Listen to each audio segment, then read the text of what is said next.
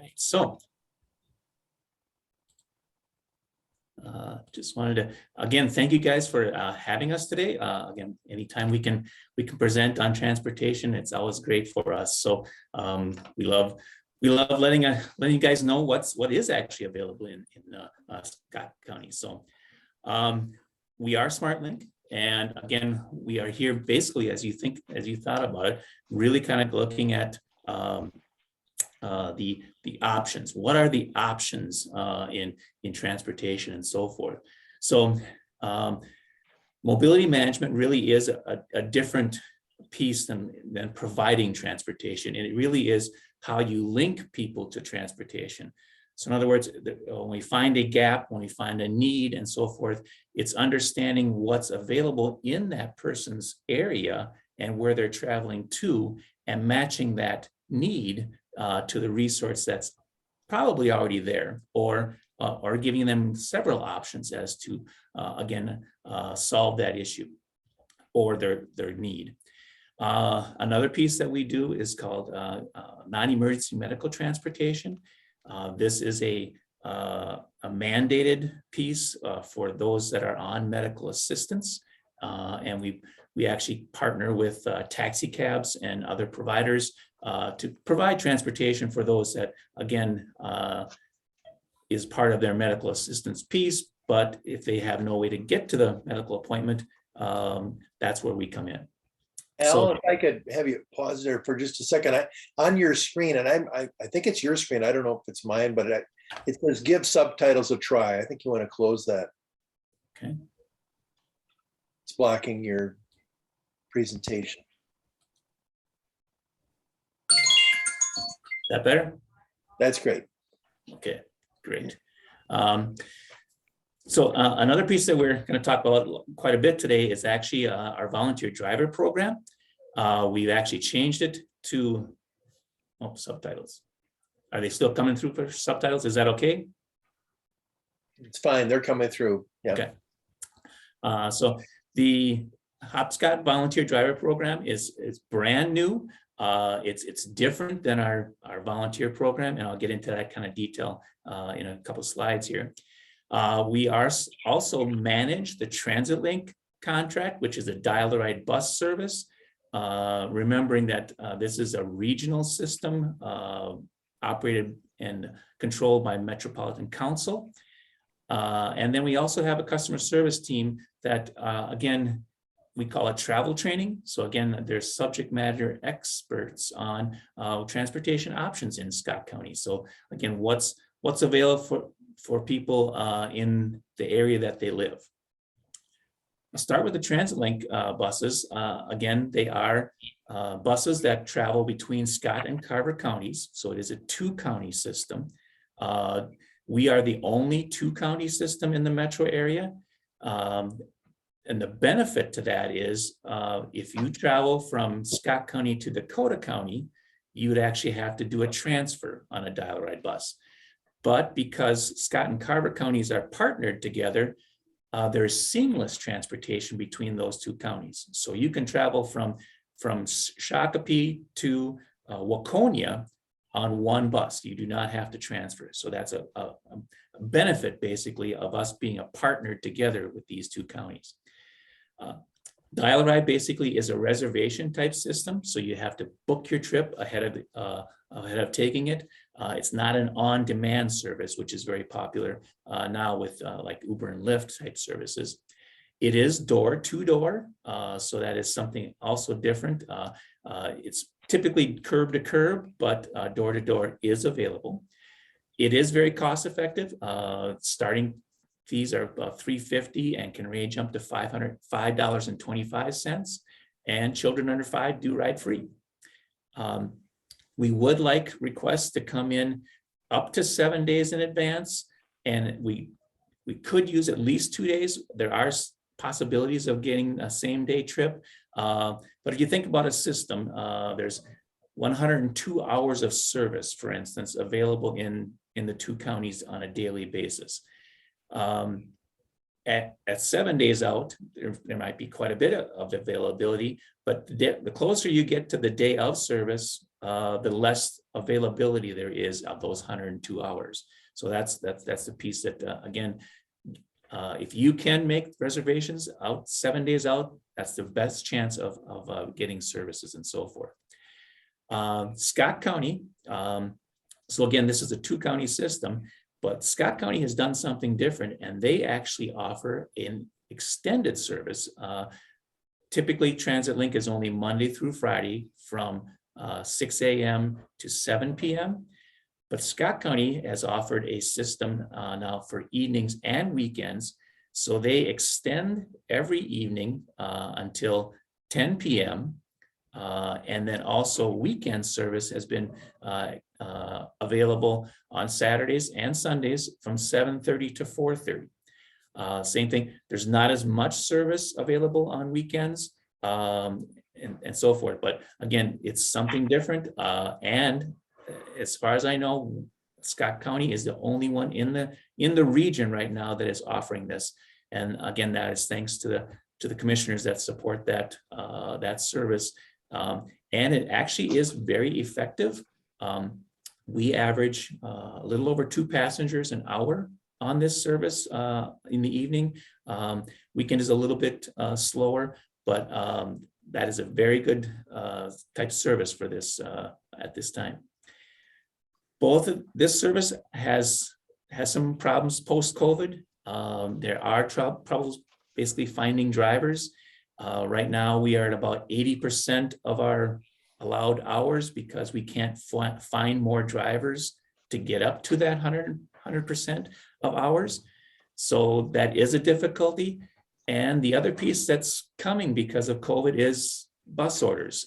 We have not received anything since 2020 for new buses. And the latest word is we might not see any until 2023, maybe even 2024. So that is going to be an issue the longer we have to keep these same vehicles on the road. Most of our fleet right now, and again, these are Met Council buses. Most of them are well over 100,000. Some are over 200,000. So again, that is going to be an impact somewhere down the road, just like everybody else, right? So now, can I talk about the volunteer driver program? Pre-COVID, we had noticed that we've always had a volunteer driver program for both Scott and Carver counties. But at one time, the 2 counties, and Jane probably remembers some of this, we had probably 50 to 60 volunteer drivers for the 2 counties. And just before COVID, we were down to about 10 to 15 drivers. And some of the issues that were coming from that was with Uber and Lyft, there was always confusion by not always, some confusion by certain insurance companies not understanding the difference between a volunteer driver and a for-hire driver like Uber and Lyft. So we said, and since that time, we've had state legislation that has defined a volunteer, which helps and so forth. But before this, we said, okay, how can we help this? How can we improve volunteer recruitment and retention in this way? So we came up with an idea that's actually kind of new and improved and really kind of innovative in the fact that we want volunteer drivers can still use their own personal cars and so forth. But we also want to offer them the ability to drive a Scott County van. And another new twist is we want to locate these vans in certain areas. So with this concept, we then applied for a Live Well at Home grant, and that is through the Department of Human Services for this concept. It basically allows us a 50% match for those vehicles and for our marketing and so forth, and really gets us a start basically on how to build this system and so forth. So we've just got done purchasing our 3rd van. So we now have 3 vehicles. They are going to be owned by the county, insured by the county, maintained by the county. But the difference is that they're going to be driven by volunteers. So part of our notes today is basically saying we need volunteers. The success of this program is going to be how many volunteers we can get available for this program. The more volunteers, the more availability for the needs and so forth of the communities. Another difference piece is that a lot of times there was a similar program to this, but you also had to drive to one location to get the vehicle. We are going to locate these vehicles in the more rural areas of the county.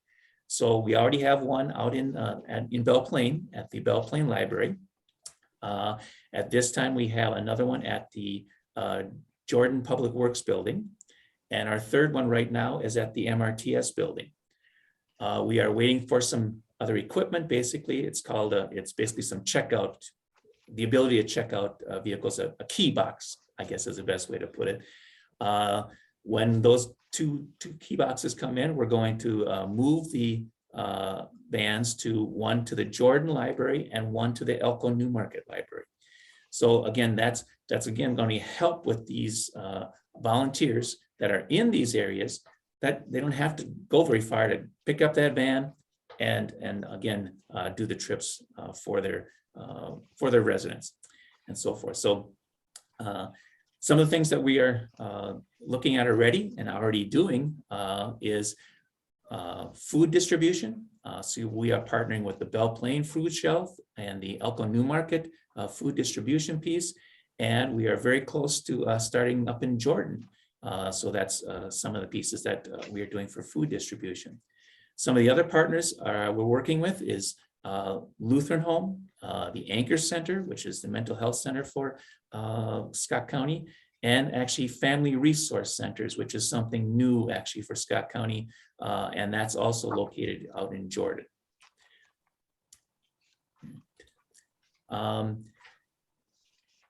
One of the ways that we are recruiting for volunteers, so forth, is the term hometown heroes.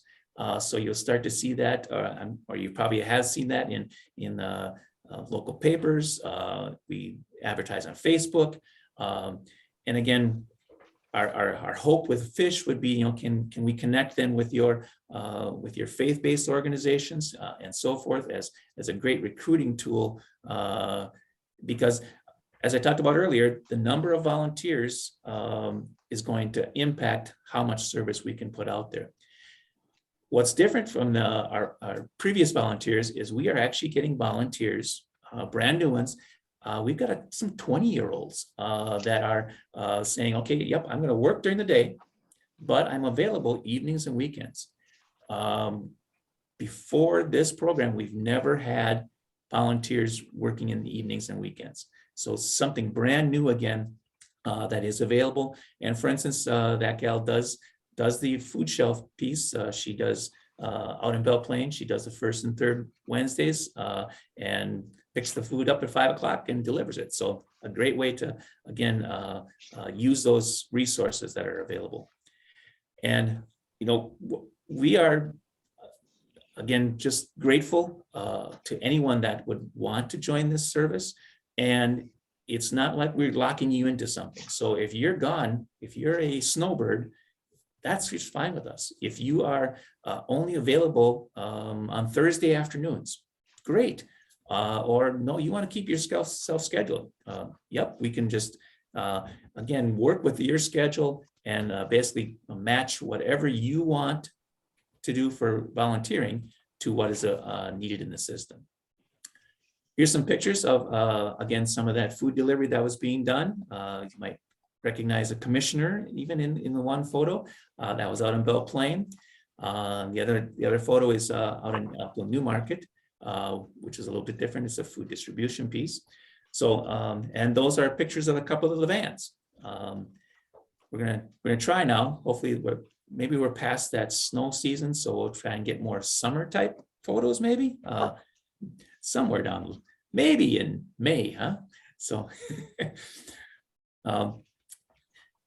so maybe pause and any questions on the Hopscotch program or anything like that before I move on to the next piece?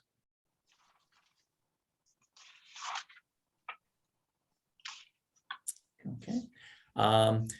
Some of the other things that, again, our unit does and so forth is what we call travel training. So in other words, it's basically, okay, we've connected you to a service like Dial-A-Ride or maybe even Fixed Route or even Uber and Lyft. And we said, okay, here's some things for you. But you might be hesitant. In fact, I've never done this before. I don't know how to pay. I don't know what to expect. You could call us and we could walk through that piece for you.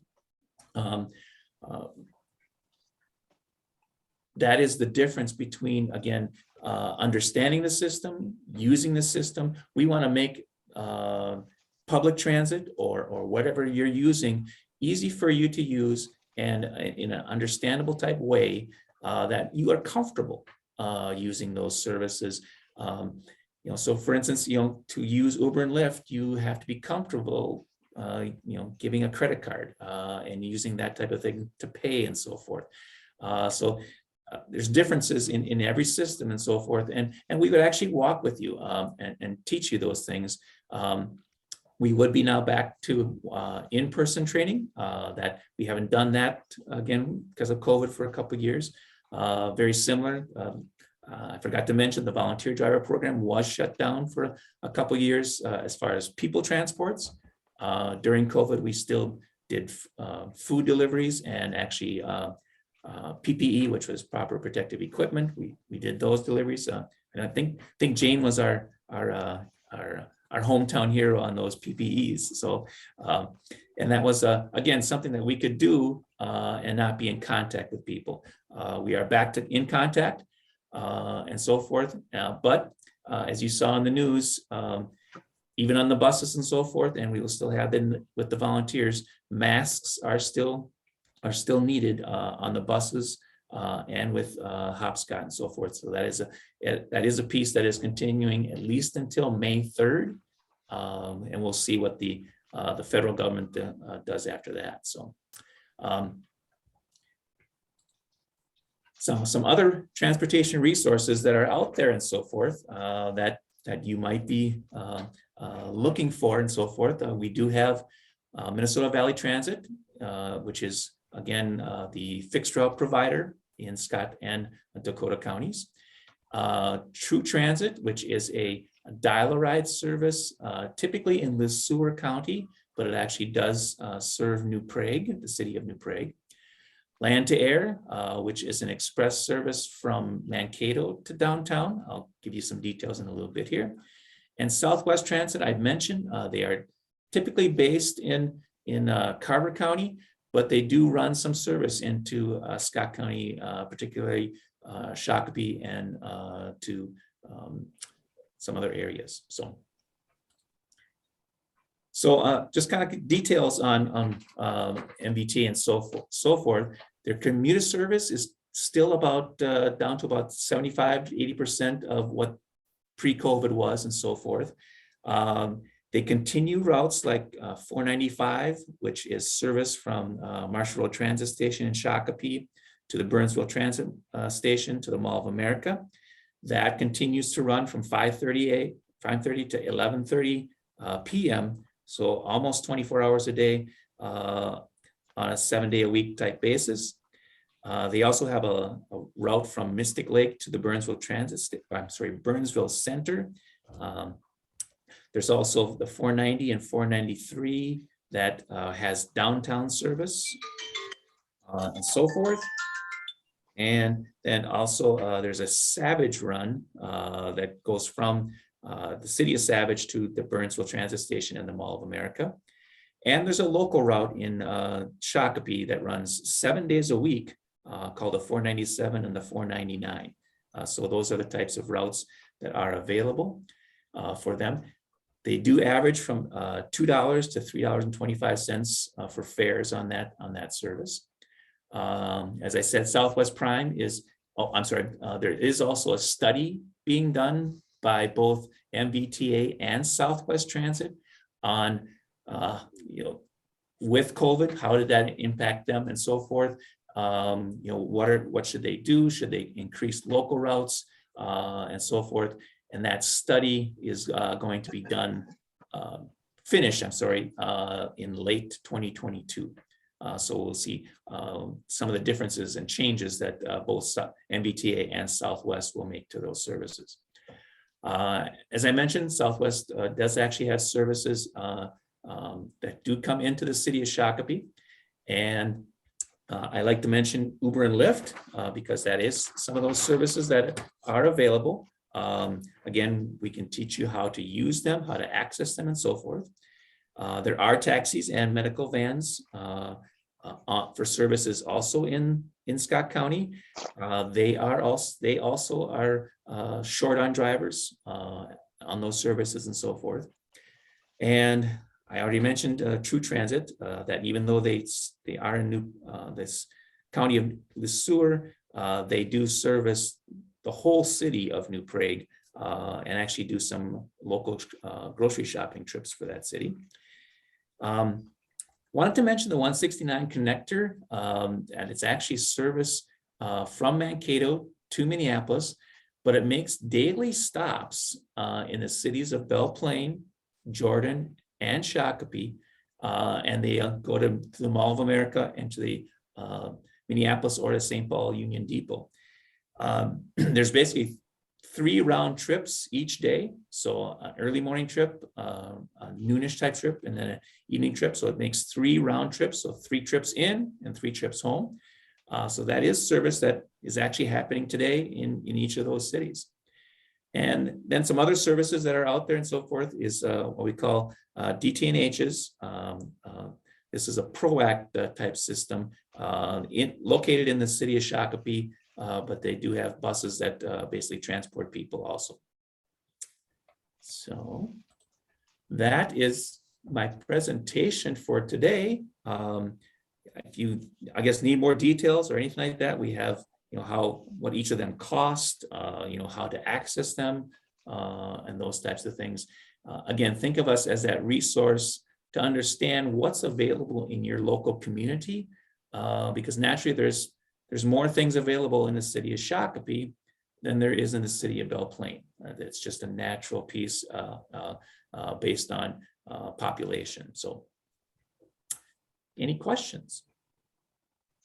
Al, I have a question. Do you have any partnerships with the VA? We are discussing that with the VA. He started a new position, so he's brand new as of November. I reached out to him in January. He said he was hiring new staff, so kind of getting them settled and so forth. And so now I am going to reach out to him again and see how we could coordinate and help on the VA side. One of the things that we think of right away is we know that their van only runs Monday through Thursday, and they don't offer any services on Fridays. So again, how can we help? Is there services that are needed on Fridays that we could help with? Al, this is Jane Wiley. Do you want to mention how you can qualify to be a volunteer driver? Oh, sure. It's pretty easy. We actually get you connected with Kara Madsen, who is the volunteer coordinator for Scott County. And she goes through and basically gets you vetted and so forth. So that vetting means they're doing a background check and then getting board approval. And then once you got that, then you're turned over to the transportation piece, or you might, all volunteers, I guess, go through CARE, I guess is the best way to put it. So whether you're volunteering for the sheriff's office or public health or transportation, you go through CARE first. Then once you get to our program, we get you in a couple orientations. We have naturally paperwork to fill out and so forth. And then we basically kind of teach you, okay, how are you going to do this? How are you going to access the van? How are you going to drive the van? If you're going to drive your own vehicle, we take a look at your vehicle and make sure it's safe and so forth. We get a copy of your license, making sure that you're legal to drive and those types of things. And then just kind of walk you through the program and again, get you ready basically for being able to transport clients, or it could be food or some of the other things that we do at this point in time. We then also would teach you, so the way we're kind of operating this piece is we'll have a person that needs a trip, and we would then put that out to a group of people that are, a group of volunteers that are available at that time. And it's almost like a first come, first serve. So, first one that would basically respond to that and say, yep, I got that trip, I can do this. Then we'd assign that person to that trip and get that trip done and so forth. So again, that's the way the system works, and go from there. Thanks, Jane. And Jane, I don't want to put you on the spot, so, but I'm going to, I guess. But you are really such an avid voice and someone who volunteers and gives rides. And so if anyone's listening, I think sometimes it's better just to hear from the person doing it. Do you want to share a little bit about your experience as being a volunteer driver and some of the rewards or some of the highlights you can think of for doing that? I used to say when I did this program while I still worked at the county, I used to say, if you're nervous about picking somebody up and you don't know about having a stranger in your car, there's two questions you can ask them. The first question is, did you grow up around here? And they will tell you that their uncle Ernest owned these 80 acres over here, and their nephew lives over here, and he now farms the land, and you'll get the whole history of Scott County. The second question you can ask them is, do you have grandchildren? Because that takes about 20, 30 minutes just to talk about that. So it's real easy to put people at ease, strangers at ease who are riding in the car with you. So it's really fun. I've met a lot of neat people transporting. Yeah, and I can just imagine what a relief they have when they open the car door and they see you, Jane. Or a friendly face, any kind of friendly face. Yep. Absolutely. Right away, you can put them at ease and just make their trip so much more enjoyable. So like I think Al said, that he is definitely looking for more volunteer drivers. And Stacy, I believe, did you put that link or a link for more information in the chat? Yes, ma'am. You can go to scottvolunteers.com for the application, and Kara takes great care with explaining kind of what that process entails. And if somebody is interested in being a driver, as Alan mentioned, once she's completed her side, she hands them over to us. And again, our volunteers are precious. We need to make sure everybody is set up for success and that, they have a clear understanding of how flexible this role is, and that it should always match their comfort level, their calendar and whatnot. So. And Al, forgive me if I forgot if I didn't hear it or what was happening, but approximately how many volunteer drivers do you have now and how many are you looking for? Right now, our current inventory is 12. We would love to see 20 to 30, even 40 would be excellent. The more you have, the more we would have available. So for instance, of those 12, for instance, I know there's at least 3 or 4 of those that are working during the day. So that kind of, that puts us down to about 7 or 8 that are very available during the day.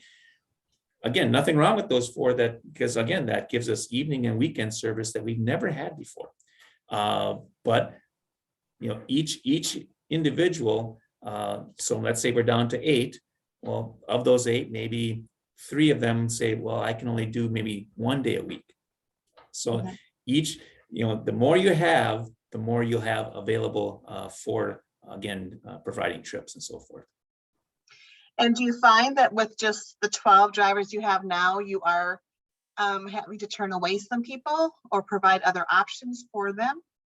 We just started passenger transports April 1st. So I think right now it's more or less getting that word out there that we started back up.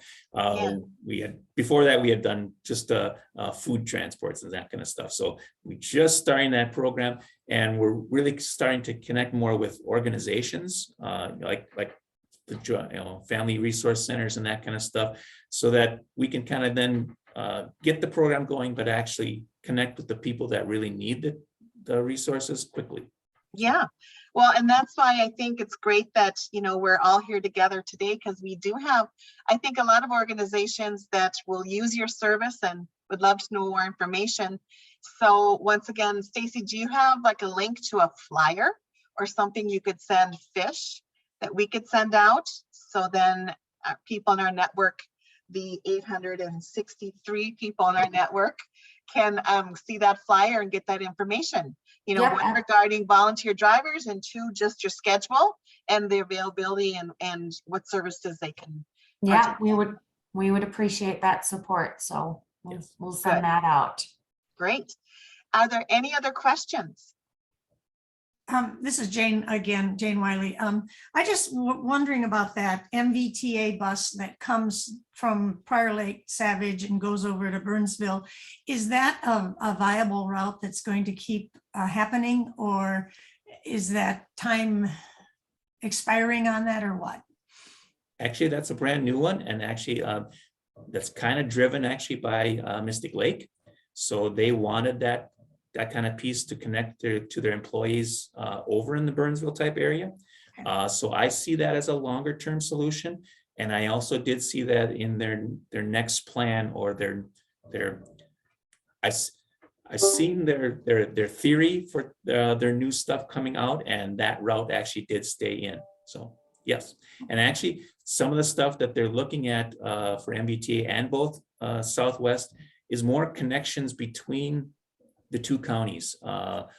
So some stuff running, for instance, from Shakopee Savage up to Chaska, Chanhassen, Eden Prairie, and some southwest stuff coming from Chaska, Chan into those areas. So you might see, again, I think since the downtown stuff seems to be going down or still staying down, we don't know what the impact, is that going to come back? A lot of companies are starting to come back this month now. So is that going to be an impact, or again, our hybrid type schedules going to keep those numbers low? So both of those systems, both Southwest and MBTA, looked at more local type services, and where can we impact those people and get them to jobs and so forth more locally. I noticed I had an interesting experience with them. They come within a half a mile of my house.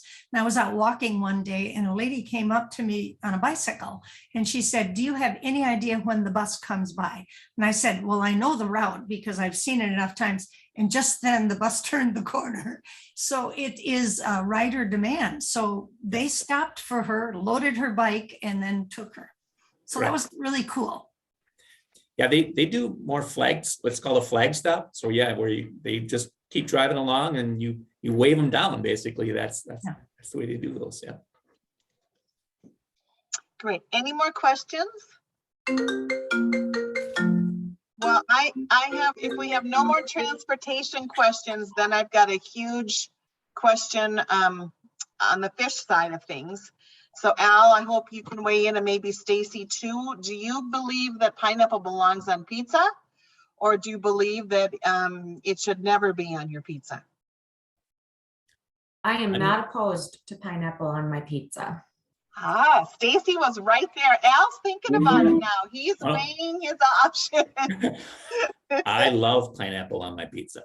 Oh, no. Oh my goodness. Wow, I didn't see that coming, that it would just be right away and that would those answers would appear. So all right, that's good, and that's going to lead into our next segment, which is, there is something fishy in Scott County about pineapple, And we are having a really fun fundraiser, and we've got some really great people helping us, encouraging us. And so we have a quick message from Commissioner Ulrich, I believe. And All right, You I'm all hear telling you, that? this may be okay for some to eat, but definitely never on pizza. Vote no to putting this on pizza. You don't want to eat something unedible or inhumane or unconscionable. Don't put pineapple on pizza, ever. all right, did everybody hear that? Yes. Perfect. All right, I so think you ought that's to play it a few more times. the first convincing argument. And now we've got, All right, I'm telling no, we're not gonna play that again. All right, now we have, we have team yes, here we go. Hey, Julie Welch here, Scott County resident and head of Pineapple on Your Pizza team. John Ulrich, Scott County Commissioner, is missing the boat, the pineapple boat. John despises pineapple on pizza.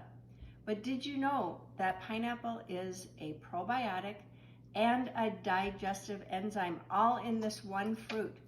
So it makes anything that you eat with pineapple healthier. It also allows you to eat more of what you love, like pineapple on your pizza. So there we have it, folks. Two well-respected people in Scott County. If you and struggle they- to lose weight, how do you must see. I get rid of that? That's not what we want at all. We have two people that are very adamant about their positions. And in the chat, you will see that there is a link for your vote. It is $5 a vote.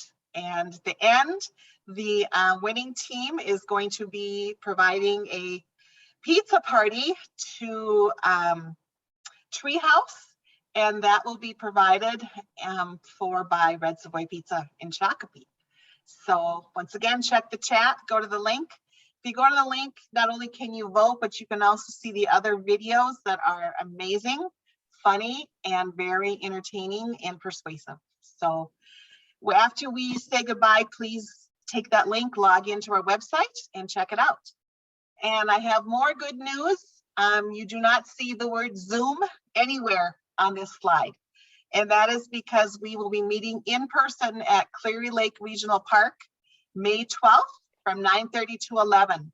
Let's Go Fishing updates on Murphy and Doyle Parks will be presented, and also Three River Parks will be with us, talking about the opportunities we have for the summer. They were with us earlier in January, talking about what we can do in the cold. Well, now they're going to talk about what we can do when it's warm. So look for the flyer in information. There will be no Zoom link.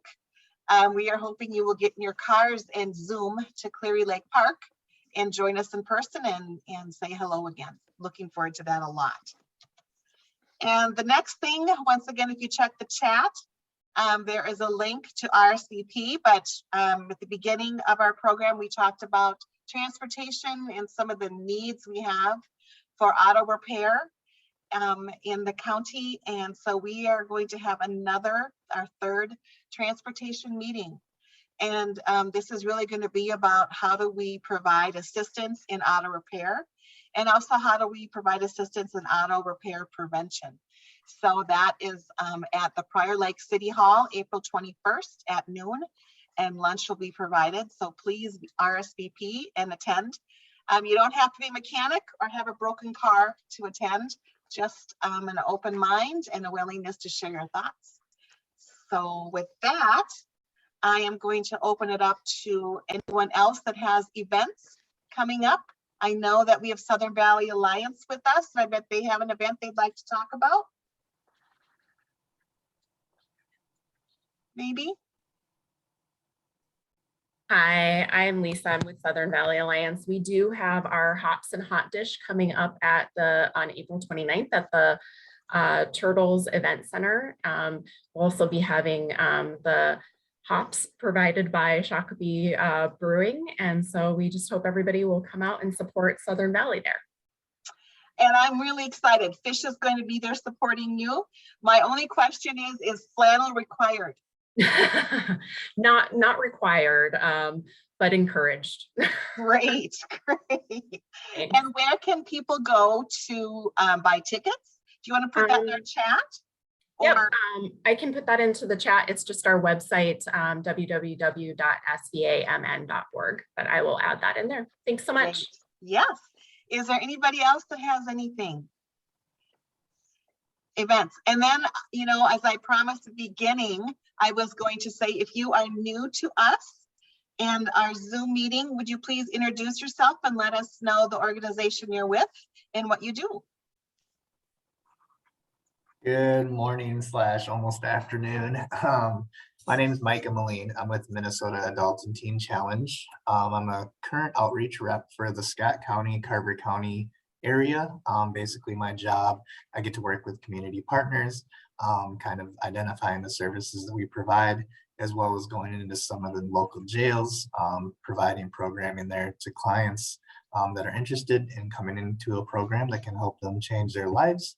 I'm actually a graduate of this program, so this program helped me get from the places that was very similar to the inmates in that population, get to the place I'm at today. So that's my hope, to see them change their lives and, you know, prevent recidivism and let them see that they're worth it. So hi everybody, and my name's Micah. So hopefully I can meet all you guys in person if we go back in person next month. Wonderful, Micah. We're so glad that you're with us and thank you for the work you do. Definitely. And I believe, Bruce, you are also new.